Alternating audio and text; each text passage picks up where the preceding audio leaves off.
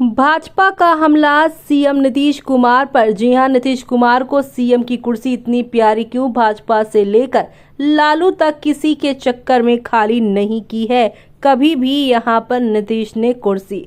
चलिए, क्या है खबर, पूरी विस्तार से जानेंगे। तब तक आप हमारे चैनल टीसी न्यूज चैनल को लाइक एंड सब्सक्राइब करना ना भूलें। आपको बता दें कि जेडीयू की सहयोगी भाजपा बड़ी पार्टी होने के बावजूद नीतीश कुमार के सामने अपने किसी नेता को सीएम बनाने की दावेदारी नहीं कर सकी। नीतीश को अपने जाल में फंसाकर भी लालू यादव सीएम की कुर्सी अपने बेटे तेजस्वी यादव को नहीं दिला पाए। अपने बूते सरकार बनाने की स्थिति में नीतीश कुमार कभी नहीं रहे, पर सीएम बनते रहे। अब तो नीतीश का जेडीयू तीसरे नंबर की पार्टी विधानसभा में बन गया है। फिर भी नीतीश ने घिसट कर यहाँ साल 2005 में दूसरी बार सीएम की कुर्सी पकड़ी तो अमृतकाल में भी उसे छोड़ने को तैयार नहीं। आगे भी कुर्सी खाली होने का कोई संकेत उनकी ओर से नहीं है। क्यों सीएम की कुर्सी नीतीश कुमार को इतनी प्यारी है? यही सवाल लगातार विपक्ष और कई बार सत्ता के लोग भी उनसे करते नजर आए हैं। ऐसे में अब यहाँ पर कहा जा रहा है कि नीतीश कुमार को जेडीयू वाले राजनीतिक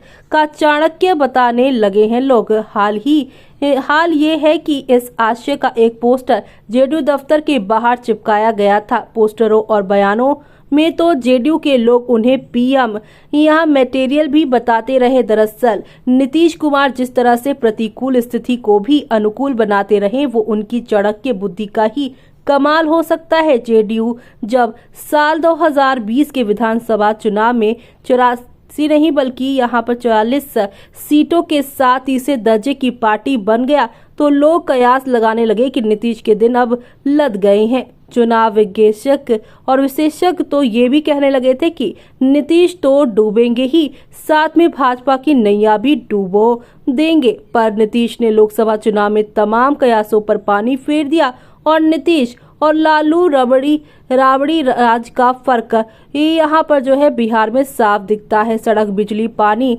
स्वास्थ्य और रोजगार की दिशा में नीतीश ने काफी काम किया है। नीतीश का सुशासन भी बिहार के लोगों ने महसूस किया है। साल 2005 से साल 2010 की अवधि में कुख्यात क्रिमिनल जेल गए, छोटे अपराधियों ने ठिकाने बदल लिए, शाम ढले सड़कों का सूनापन खत्म हुआ। सालों बाद लोगों ने नीतीश के पहले कार्यकाल में ये देखा और उन्हें सुशासन बाबू का संबोधन दे दिया। ढांचागत सुविधाओं में बढ़ोतरी देख लोगों ने विकास पुरुष भी नीतीश को कहा। शायद ही कोई क्षेत्र बचा हो जहां नीतीश का काम नहीं दिखता होगा। अब ऐसा कौन सा काम बचा है जिसके लिए नीतीश 20 साल बाद भी सीएम की कुर्सी का मोह नहीं छोड़ पा रहे हैं? नीतीश कुमार ने लालू यादव की तरह राजनीति में परिवारवाद से अब तक परहेज किया है। आगे भी इसकी संभावना नहीं दिखती है। अंकुत धन संपत्ति अर्जित करने की उनकी मंशा भी नजर आती है। अब तक इस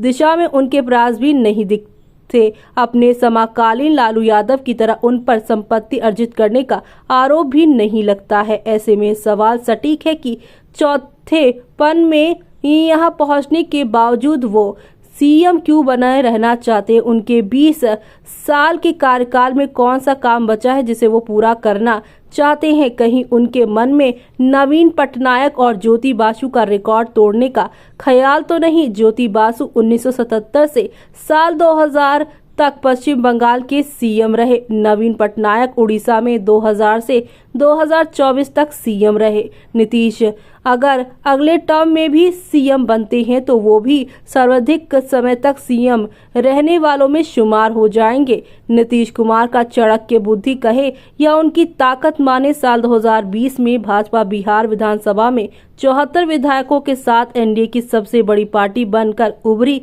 जेडीयू 43 सीटें पाकर एनडीए में दूसरे नंबर पर रहा। फिर भी भाजपा को मनोबल कर नीतीश कुमार को ही सीएम बनाना पड़ा।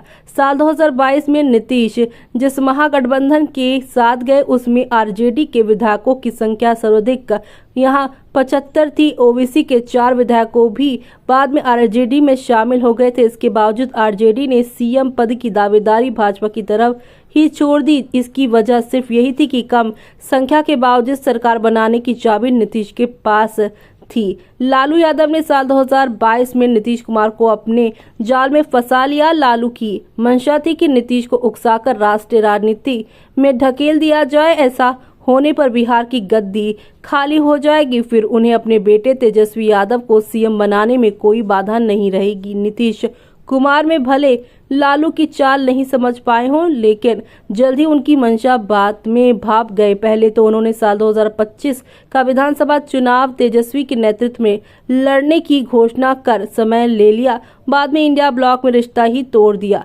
लालू कुछ समझ पाते उसके पहले ही नीतीश ने भाजपा से हाथ मिला लिया। इस तरह तेजस्वी ताकते ही रह गए, सामने दिख रही सीएम की कुर्सी खिसक गई। ऐसे में नीतीश कुमार क्या सोचते हैं और या आगे क्या करेंगे, ये आज तक कोई नहीं समझ पाया है। जेडीयू के जो नेता सालों से उनके करीब रहे, उन्हें भी नीतीश कुमार की अगली चाल का अनुमान नहीं हो पाता है। शायद यही वजह है कि लालू प्रसाद यादव ने एक बार संसद में कह दिया था कि सबके दांत मुंह में होते हैं, लेकिन नीतीश कुमार के दांत उनकी आंत में है। शब्दावली जो रही हो, पर लालू के कहने का भाव यही था कि साल 2005 के पहले से नीतीश भाजपा के करीब रहे, लेकिन नरेंद्र मोदी को भाजपा ने जैसे ही पीएम फेस घोषित किया, उन्होंने साल 2013 में भाजपा को कुट्टी कर ली और साल 2015 में लालू के साथ चले गए। साल 2017 में भाजपा के साथ आ गए।